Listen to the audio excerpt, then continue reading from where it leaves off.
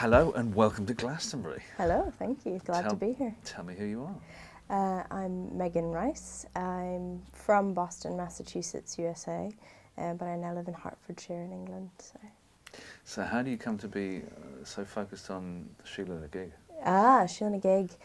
Came across a picture of her in a book basically about women's history as an undergraduate, and I just thought to myself, I must know more about that.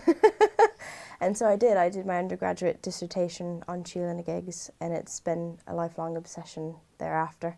Excellent. But yeah. And so where's it taken you to?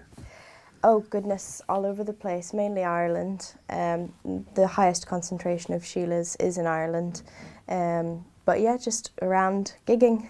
Okay, and for the uninitiated, what does it actually represent? A Sheila Gig can best be described as a carving of a woman. They're generally found on churches and castles, perhaps not the places you'd imagine, but a woman displaying her vulva or vagina for all to see, essentially. So a celebration, a representation of the eternal and divine feminine?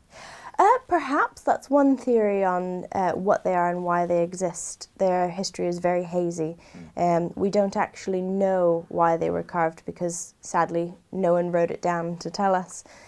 We do have sort of folk legends and things that surround them and why they might have been there, but so far no consensus. And what are the folk legends say?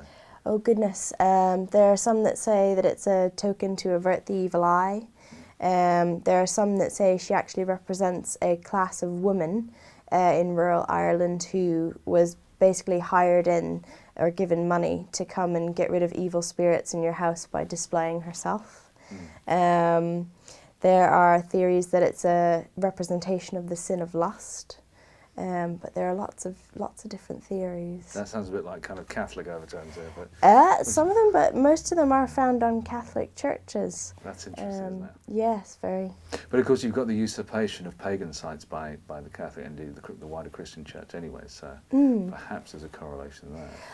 Perhaps there is. I think her wider meaning definitely dates back to an earlier period. But the interesting thing is that most Sheilas seem to have been carved sort of in the 12th century, which rather uncomfortably for many Christians puts her firmly within Christian iconography. And there are many theories as to why that is. But yeah, it's a definite mystery and sometimes makes people uncomfortable, but I think she's brilliant. Well, I think, it's kind of the phallocentric nature of the great faiths. So Judeo-Christian and Muslim faiths tend to drift away from the divine feminine. So anything that kind of brings that back into sharp focus, you're right, it does tend to make a lot of people uncomfortable because we're brought up in a counterculture to that. Especially in such blatant fashion. Absolutely, absolutely. So for you then, how far afield have you gone to discover these? Obviously Ireland, but... The highest concentration is in Ireland. There are several throughout Britain. There are even a few examples of them in Scottish Islands and one in Norway.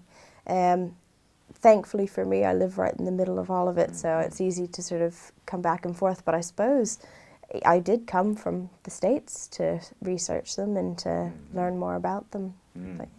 But, and the Norwegian ones, would you say, are you able to date them? Which are the earliest ones? Same sort of period, 12th century mainly. They continued to be made in Ireland right up until the early 17th century when they abruptly stopped with the beginning of the Reformation in that area. And the rise of Puritanism. Yes. Yeah. Which kind of makes sense, doesn't it? So, I mean... In the sense of the overall Megalithomania, if you like, which brings us all here, can you draw parallels with other aspects of ancient culture? Do you see the same thing in ancient Babylon or ancient Sumer, for instance? You do see similar carvings in places like India, sort of women displaying themselves, but I think the context in this sense is specifically Irish in origin. There have been theories by other historians who have suggested a continental origin, but that doesn't really make sense when you think about the fact that the highest concentration is in Ireland and the most intact legends surrounding her are in Ireland. In fact, there was even a British naval vessel called the HMS Sheila Gig, God, really? Wow. Yes, absolutely. But she was captured soon after her her launch, so we don't hear much about her thereafter. When was this? That was in the, oh goodness, I think 1700s. Oh, I know. Yes. Wow. Okay, interesting.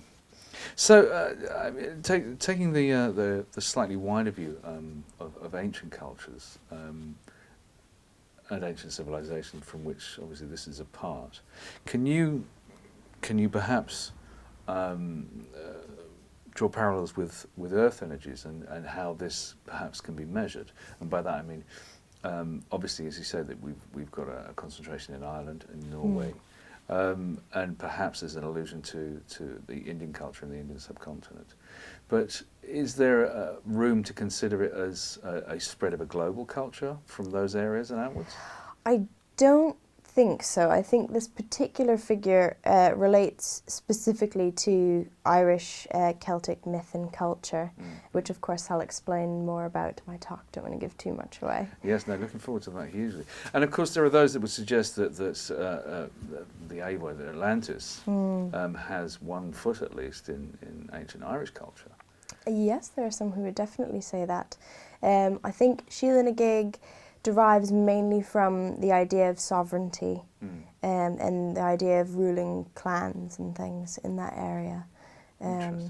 So, yes.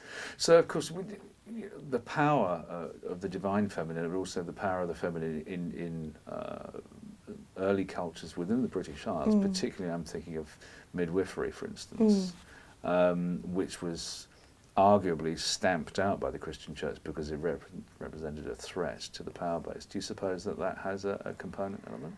I know that I'm a doula, a birth and postnatal doula, which means that I am hired by families or women to go with them when they give birth. And on more than one occasion I have used images of Síle na gigs to help illustrate to women the idea of sort of peaceful opening. Wow. And I do know that works. She may certainly have some role or focus in midwifery, but we'll never know. Unfortunately, that's lost to us. But I think in the same way that Síle na gigs are still revered in some parts of Ireland, and they're still an integral part of the church architecture, and there still are folk legends and traditions about them, I'm not really sure you can argue that midwifery was stamped out either. I think perhaps it changed. I mean, in fact, there was a period in the Middle Ages when midwives were given the power by the church to christen babies and give last rites.